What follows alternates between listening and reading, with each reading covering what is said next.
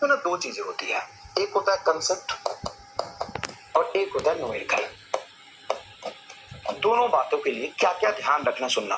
पूरे दर्द तुम्हारे जो फिजिक्स के है ना वो कहाँ छुपा हुआ है मैं बता देता हूँ, सुनना ध्यान से। जब तुम फिजिक्स में कोई थ्योरी पढ़ाऊंगा मैं, समझाने की कोशिश करूं मैं, तो उस थ्योरी को ना एक सब्जेक्ट की तरह मत लो, सब्जेक्ट की तरह मत लो।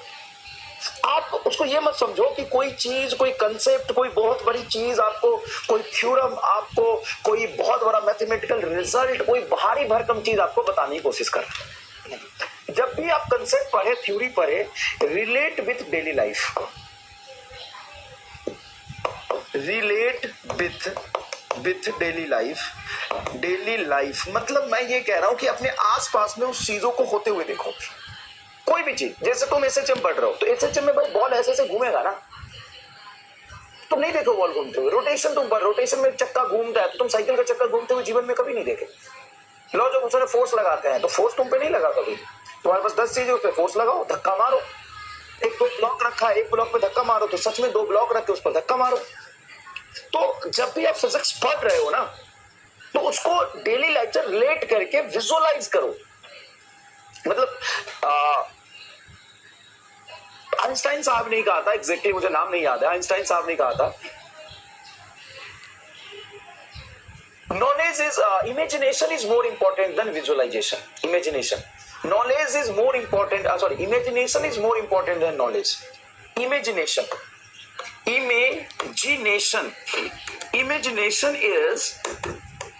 more important than knowledge. Imagination is more important than knowledge. आप कितना रिलेट कर सकते हो, कितना सोच सकते हो, कितना विजुअलाइज कर सकते हो, ये बहुत बहुत बहुत ज्यादा इंपॉर्टेंट है। तो हमेशा कंसेप्ट पढ़ते समय आप कंसेप्ट को अपने दिमाग पर लोड मत लेने दीजिए, आप उसको डेली लाइफ से रिलेट करिए। हम भी आपको डेली लाइफ से रिलेट करके ही पढ़ाएंगे, सिखाने की कोशिश करेंगे। मतलब चीजों को सिर्फ ये मत देखिए मास्टर पढ़ा रहा है, चीजों को इमेजिन करिए, इमेजिन करने की कोशिश करिए, उसको विजुअलाइज करने की कोशिश करिए। ठीक है, हमेशा और हमेशा कोशिश करिए प्लीज, ठीक है ना, ठीक है ना। आगे चलिए, अब न्यूमेरिकल की बात है। अब न्यूमेरिकल में कभी भी सोच के आंसर नहीं देना, नो इमेजिनेशन। तो आपने तो बोला इमेजिनेशन, नो इमेजिनेशन। प्रॉब्लम क्या है, बच्चा सोचता है फिजिक्स तो बहुत खेल की चीज है, हाँ फिजिक्स बहुत खेल की चीज है, तो फिजिक्स में तुम सोच लेते तो वैसे हो रहा है, हाँ एकदम सोच लीजिए, वैसे रिलेट करिए, सोचिए, मजे लीजिए, है ना, डेली लाइफ से रिलेट करके एंजॉय करिए, एंजॉय करिए इसको, एंजॉय करिए, एंजॉय करिए। लेकिन जब आप न्यूमेरिकल कर रहे हैं तो नो इमेजिनेशन, इसमें सोचने की जरूरत नहीं है, नो विजुअलाइजेशन ना, no visualisation. Write the data, write the data, solve every step। भाई मेरे अपने शब्दों में ना इसको लिख के ना दीवार पे चिपका लो। ये एटीट्यूड में चेंज तुम्हारे अंदर ग्रेजुअली आएगा, क्योंकि हम सब बायो हैं, हम बायो समाज के लोग हैं। हमारी जो सोच है, हमारी जो एक्शन है वो अलग है। बायो क्या होता है, चलिए मैं क्लियर कर दूं, what is bio. Bio is nothing but एक सोच। तुम इसको बायोलॉजी से रिलेट करते हो, बुरा मान जाते हो, इसलिए मैं बोल नहीं पाता हूं। कभी मेरे बोलने का टोन ऐसा होता है कि तुमको बुरा लगता है, लेकिन प्लीज उसको समझो, बोलने के टोन से क्या है यार, तुम पढ़ने आए हो, कौन सा तुम बुरा मानने आए हो। आधे लोग तो यहाँ पे बुरा मानने के लिए बैठे हैं, हमको ऐसे कैसे बोल दिया, हमको बायो कैसे बोला। बायो का मतलब है ही नहीं कि मैं तुम्हारा किसी सब्जेक्ट से रिलेट कर रहा हूं। मैं हमेशा कहता हूं कि बायो वो महान ग्रंथ है जो रामायण, महाभारत, कुरान और बाइबल के जस्ट बाद आता है ग्रंथ। फिजिक्स और साइकोलॉजी और हिंदी और कॉमर्स और केमिस्ट्री की कोई औकात है कि बायो से तुलना हो। बायो यहाँ है, देखो रामायण, महाभारत, कुरान और बाइबल यहाँ है, तो बायो बायोलॉजी यहाँ है, और बाकी सब्जेक्ट तो नीचे जमीन पे लेटे हुए हैं। बायोलॉजी यहाँ है, बाकी सब्जेक्ट नीचे जमीन पे लेटे हुए हैं। समझो मेरी बात, समझो, अरे फैला दो इस बात को।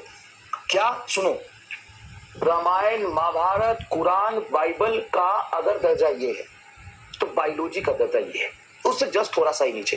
बाकी physics, chemistry, physics, chemistry, math, history, zoology, sorry यार फिर गड़बड़ हो गया, फिर सुन। अगर रामायण, महाभारत, कुरान और बाइबल का दर्जा ये है तो बायोलॉजी का जगत जस्ट इससे थोड़ा ही नीचे, उन महान ग्रंथों से उनकी तुलना की जा सकती है, उससे थोड़ा ही नीचे, क्योंकि उसमें देखो कितने लाइफ के बारे में पढ़ते हैं, बॉडी पार्ट के बारे में पढ़ते हैं, इवोल्यूशन के बारे में पढ़ते हैं, बहुत इंपॉर्टेंट है। उसके बाद जितने बचे physics, math, chemistry, Hindi, history, geography, English,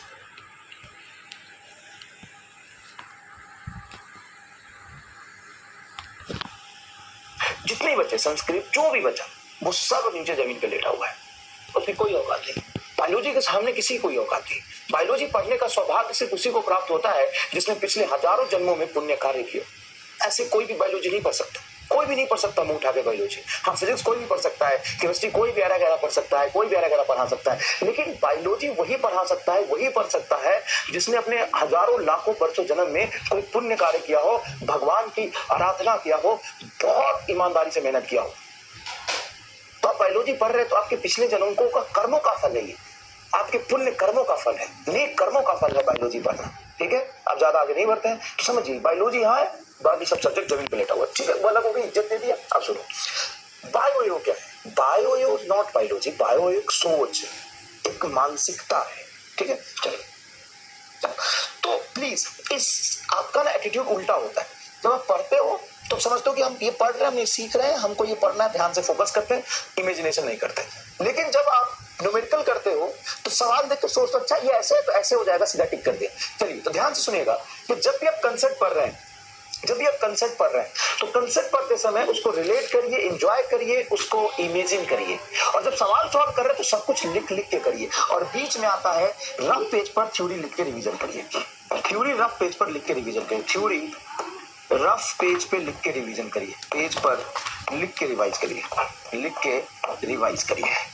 ठीक है भाई, बाकी 100% एनसीईआरटी और 100% नीट का सिलेबस, एक एक वर्ड काउंट कर लेना, सब कुछ तुम्हारे नोट्स में होगा, ये मेरी गारंटी है। 100% एनसीईआरटी, 100% एनटीए का सिलेबस, हर चीज तुम्हारे नोट्स में होगा। जेईई मेन तुमको मैं संघर्ष असाइनमेंट में क्लास में 100% करा दूंगा। नीट के पीवाईक्यू की कोई बात ही नहीं होगी, वो ऑलरेडी तुम्हारा जब भी तुम खोल के देखोगे चैप्टर कंप्लीट होने के बाद, एक सवाल तुमको नया नहीं लगेगा, बोलोगे सब क्लास से है। जे एडवांस के पीवाईक्यू कोशिश करूंगा कुछ अच्छा थ्योरेटिकल कंसेप्चुअल क्लास में कर दूं, जो न्यूमेरिकली टफ है वो संघर्ष असाइनमेंट में करा दूंगा। 70 से 80% जे एडवांस तुम्हें करने लायक बना दूंगा, ये मेरा वादा है। लेकिन चलूंगा एकदम बेसिक से, नीट कराऊंगा, जेईई मेन कराऊंगा, एडवांस कोशिश करूंगा, क्योंकि समय बहुत कम है। समय अगर दो तो मैं सारा एडवांस ही पढ़ा दूंगा, समय थोड़ा कम है लेकिन मैं सीक्वेंस में चलता रहूंगा। ठीक है, और पूरा हर एक चैप्टर सीक्वेंस में पढ़ाऊंगा, सारे चैप्टर सीक्वेंस में पढ़ाऊंगा। ठीक है, क्योंकि नीट का रिक्वायरमेंट अलग है। अगर मैं इलेक्ट्रोस्टैट के बाद ग्रेविटेशन पढ़ाता हूँ, कि पहले ग्रेविटेशन नहीं पढ़ाऊंगा, इलेक्ट्रोस्टैट से रिलेटेड है, तो मुझे बताओ ग्रेविटेशन में एस्केप वेलोसिटी पढ़ते हैं, इलेक्ट्रोस्टैट में कहाँ एस्केप वेलोसिटी है? ग्रेविटेशन में केपलर्स लॉ है, इलेक्ट्रोस्टैट में कहाँ केपलर्स लॉ है? ग्रेविटेशन में हम पढ़ते हैं हाँ कुछ चीजें हैं जैसे ग्रेविटेशनल फोर्स, ग्रेविटेशनल पोटेंशियल, तो डेफिनेशन रिलेटेड है बस। तो ग्रेविटेशन पढ़ के इलेक्ट्रोस्टैट पढ़ोगे उसमें मदद होगी, इलेक्ट्रोस्टैट पढ़ के ग्रेविटेशन पढ़ोगे उसमें मदद होगी। लेकिन वहां पे ऑर्बिटल वेलोसिटी है, कहाँ इलेक्ट्रोस्टैट में ऑर्बिटल वेलोसिटी है? हाँ है, एक चार्ज रख दे उसके आसपास चार्ज घूमेगा, लेकिन उसमें वेरिएशन नहीं है जितना ग्रेविटेशन में। अच्छा, ग्रेविटेशन में एक्सीलरेशन ड्यू टू ग्रेविटी है, कहाँ इलेक्ट्रोस्टैट में एक्सीलरेशन ड्यू टू ग्रेविटी? मेरी समझना, मेरी बात समझना। नीट का रिक्वायरमेंट और नीट की साइकोलॉजी और नीट के क्वेश्चन पूछने का तरीका बिल्कुल अलग है। आप कहोगे हम इलेक्ट्रोस्टैट पढ़ेंगे तो ग्रेविटेशन पढ़ेंगे ना तो अच्छा है, सीक्वेंस जरूरी है, उसके बाद ही हम समझ सकते, तो हम नहीं समझ सकते। मेरी बात सुनिए, जितना फायदा इलेक्ट्रोस्टैट पढ़ने के बाद ग्रेविटेशन पढ़ने से होता है, उतना ही फायदा ग्रेविटेशन पढ़ने से इलेक्ट्रोस्टैट होता है। और 20-30% सिलेबस सेम है, टॉपिक सेम है, पढ़ने का तरीका सेम है, 70% अलग है। Acceleration due to gravity match करता है कि बताना कितने variation acceleration due to gravity में है, इलेक्ट्रोस्टैट में है, बताना। बोल है दिमाग बुद्धि तो बोल, के प्लस लॉ है क्या? इसके वेलोसिटी है क्या? बोल ना, कि मूर्ख ही रहेगा, बोलना। और वो 20-30% ग्रेविटेशन के बाद लगता है। अब तो सीक्वेंस में पढ़ने से फायदा ही होता है, ये थोड़ा पढ़ना ठीक रहता है, रिलेटेबल रहता है। उसके बाद जब आप रिवाइज करते हो, जब समेटने की कोशिश करते हो तो फायदा रहता है। ऐसी वही भी कह रहा है, मतलब क्वेश्चन ज्यादा प्रैक्टिस के लिए ऐसी भी कह रहा है, ऐसा है मैं चैप्टर खत्म कर दूंगा, उसके बाद ऐसी भी की तुमको पीडीएफ दे दूंगा, उसमें से तुम मैच करके देख लेना, 70% क्वेश्चन क्लास में डिस्कस होगा, 70 से 80%। शुरू करिए सर जी। यस, शुरू करते हैं, आइए।